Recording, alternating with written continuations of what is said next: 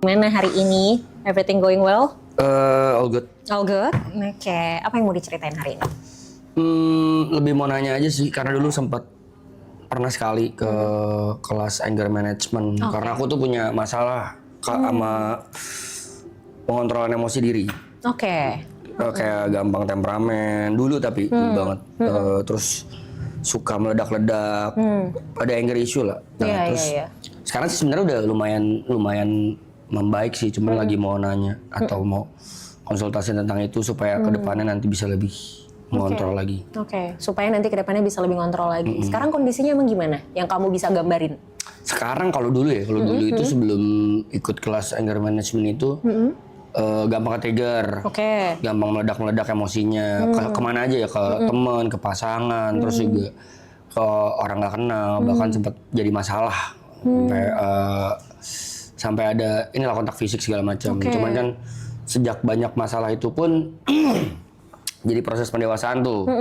Kayaknya udah nggak baik nih, kayaknya ini ada something yang harus dibenerin. Akhirnya makin kemari, mungkin karena nambah umur juga kali kayak.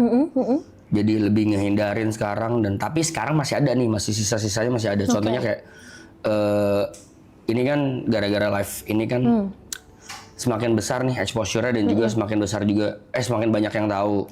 Dan tidak menutup juga, semakin banyak ada bertambah juga tuh kayak haters, ada yang nggak suka, itu pasti kebuka kan.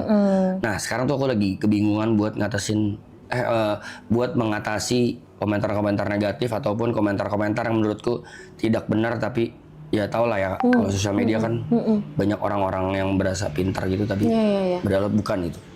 Jadi sekarang masih sering ke-trigger kayak kalau ada yang komen hate atau komen negatif, padahal itu nggak bener. Kalau bener, misalnya kalau bener pun misalnya aku lebih ke yang ya udah sorry gitu, ya udah salah gitu. Cuman kalau yang nggak bener kadang suka ke-trigger dan menggebu-gebu gitu. Nah aku tuh tipikal orang yang suka balasin komen gitu, jadi kalau ada yang ngoceh-ngoceh nggak jelas tuh balas. Iya. Is it wrong apa? Oke, sebelum kita nyampe ke is it wrong or not gitu, aku mau tanya dulu, yang kamu rasain ketika kamu balas komen itu apa? Yang kamu dapetin, yang kamu rasain? Dibilang lega juga enggak sih. Malah kadang tambah kesel sih. Malah tambah kesel. Proses nahannya itu tuh yang lumayan susah ya. Oke.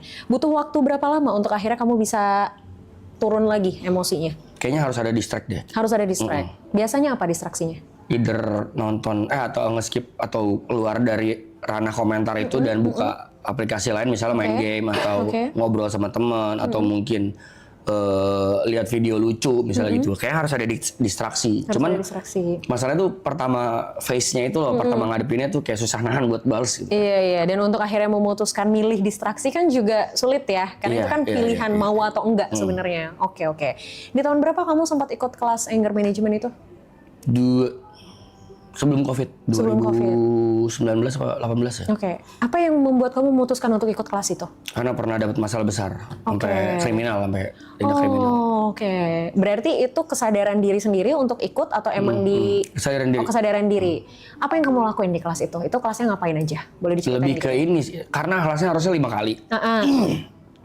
Karena mahal pertama dan jauh di Bandung, jadi nggak ada waktu, cuma ikut sekali doang, dan sekali itu cuman basic lesson doang, cuman kayak tadi tuh distraksi, terus jangan mengambil keputusan ketika emosi apapun itu, misalnya pengucapan, misalnya tindakan, lebih ke sana doang. Terus jadi ajarinnya gitu sih, kayak banyakin olahraga, tidur yang cukup, hindari alkohol, sedangkan banyak kejadian dan keputusanku yang salah, aku dalam under alkohol gitu. Iya sih, jeleknya tuh itu sih. Ya, emang alkohol tuh somehow memang memicu sisi emosional kita jadi lebih high, karena kan adrenalin naik.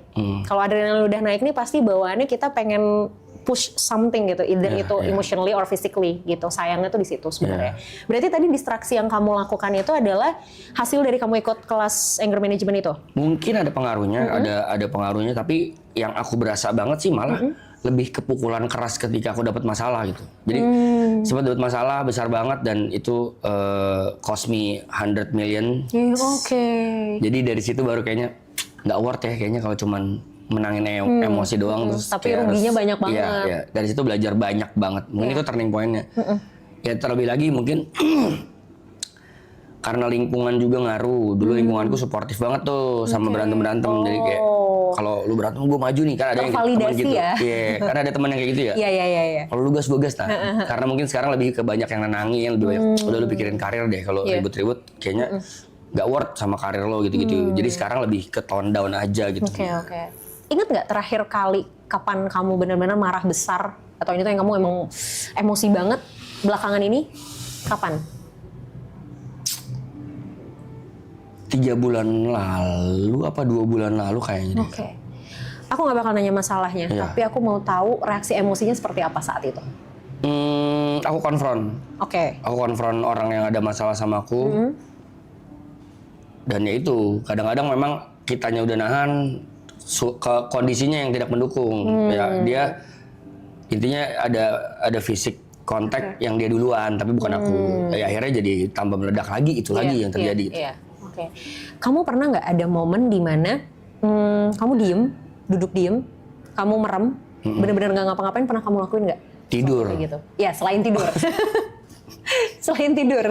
Nggak ada. Kamu tapi awake gitu, memang bener sadar gitu. Tapi aku punya habit gini Kak. Aku punya habit tuh biasanya sebelum ini live ini terjadi, aku selalu menyisihkan waktuku misalnya either paling lambat 2 minggu sekali atau seminggu sekali itu untuk me time. Oke, good. Jadi aku suka me time, tapi me time gue itu kayak evaluasi diri apa yang aku lakuin sebulan ini, sebulan belakangan. Tapi minum alkohol.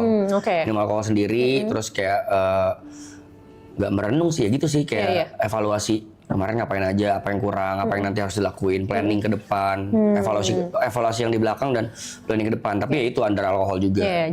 Jadi lebih ke apa ya, kontemplasi ke diri sendiri ya sebenarnya gitu. Kalau bengong itu nggak pernah sih. Oh, oke. Sebenarnya gini, kalau misalnya memang kamu ngerasa alkohol bisa membantu kamu untuk lebih rileks, nggak apa-apa sebenarnya menurutku, selama memang kamu tahu takarannya.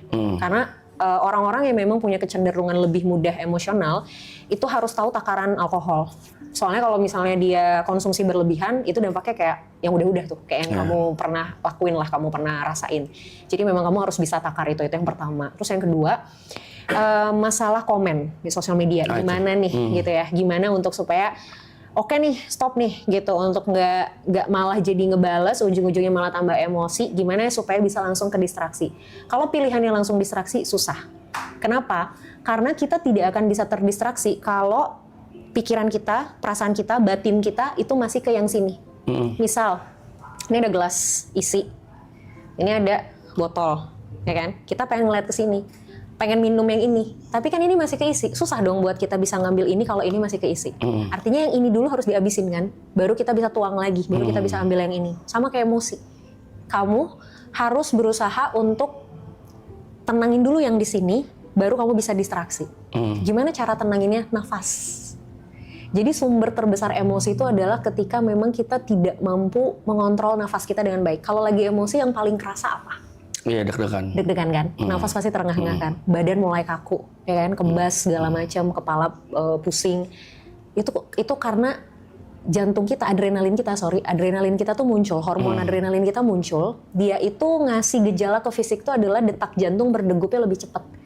Kalau detak jantung berdegupnya lebih cepat, otomatis kan emosi kita juga pasti lebih terengah-engah karena asupan oksigen jadi berkurang. Asupan oksigen berkurang, kita udah susah mikir secara lebih objektif karena asupan oksigen ke otak juga jadi berkurang.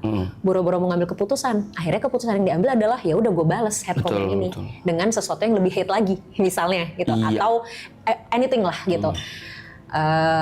Jadinya kan malah boro-boro mau distraksi gitu kan, nggak bisa. Akhirnya yang harus dilakukan adalah kita pastikan oksigennya masuk dengan baik dulu gitu. Nggak harus langsung fine, tapi at least tuh menurun dulu deh gitu ketegangannya gitu. Dilakuinnya dengan apa? Nafas. Pernah dengar relaksasi pernafasan? Pernah dengar? Pernah ngelakuin? Itu juga diajarin. Nah, apa yang diajarin? Teknik yang berapa? Yang gimana? Yang ya, betul. Yang pelan-pelan, atau nafas pelan-pelan itu diajarin juga. Itu diajarin juga. Nah, aku mau challenge kamu, mungkin ini bisa jadi sesuatu yang kamu bisa lakuin setiap hari, terutama sebelum tidur, apalagi kalau lagi emosi, ngadepin hate comment. Kamu relaksasi pernafasan tapi ada hitungannya, 3-4-3 namanya. Ya. 3 hitungan itu kamu tarik nafas dari hidung, 4 hitungan kamu tahan, 3 hitungan kamu hembusin dari mulut. Gitu. Itu dilakuin sampai little bit lebih turun aja gitu. Nggak harus yang bener-bener tenang, enggak, karena susah pasti. Tapi at least sedikit menurun, baru habis itu cari distraksinya. Jadi distraksi itu sebenarnya langkah kedua. Langkah pertamanya nafasnya dulu. Mau cobain dulu nggak sekarang? Dikit aja. Ya. Tapi aku pengen minta sambil merem boleh ya? Oke. Aku yang pandu, hitungan ketiga, kamu tarik nafas 3 hitungan, terus nanti tahan 4 hitungan, baru hembusin lewat mulut 3 hitungan. Oke? Boleh merem dulu? Oke. 1, 2, 3 tarik, tahan, 2, 3, 4, hembus, 1, 2, 3, tarik lagi, 1, 2, 3, tahan, 1, 2, 3, 4, hembus, pelan-pelan aja, it's okay, take your time, pelan-pelan, tarik, tahan, hembus. Oke, udah dapat ritmenya. Sekali lagi, udah? Oke. Gimana? Ya emang ngaruh banget sejauh ini sih, ngaruh banget. Cuman kan kadang suka lupa aja, Kak. It's okay, nggak apa-apa. Kita coba, ya. PR-mu lakukan perlahan, nggak usah terburu-buru. Ya, ini akan sangat tidak nyaman untuk orang yang punya sisi emosional cukup fluktuatif, karena membuat orang emosional untuk stay diem tuh pasti bikin cemas, pasti nggak tenang ya kan. Tadi tuh di percobaan pertama kedua kelihatan tuh kamu kayak nggak bisa gitu, tapi it's okay, ini dicoba gitu ya. Tadi di percobaan ketiga ritmenya udah lumayan dapet. Nah itu boleh dilakuin. Jadi begitu kamu baca head comment, set, tarik nafas dulu. 1, tarik nafas. 2, kalau emang kamu lupa untuk tarik nafas, at least berhitung 1 sampai 10. Jadi sebelum kamu beneran ini, kamu hitung dulu 1, 2, 3 sampai 10. Nah itu tuh tanpa kamu sadari, kamu ngebantu diri kamu untuk tone down dulu. Abis itu udah 10, tinggalin handphone kamu atau buka aplikasi lain. Gitu. Itu dulu aja yang dicoba pelan-pelan ya. Oke, Dok. Sip. Terima kasih banyak. Terima kasih, Kak. Sama-sama. Dengan senang hati.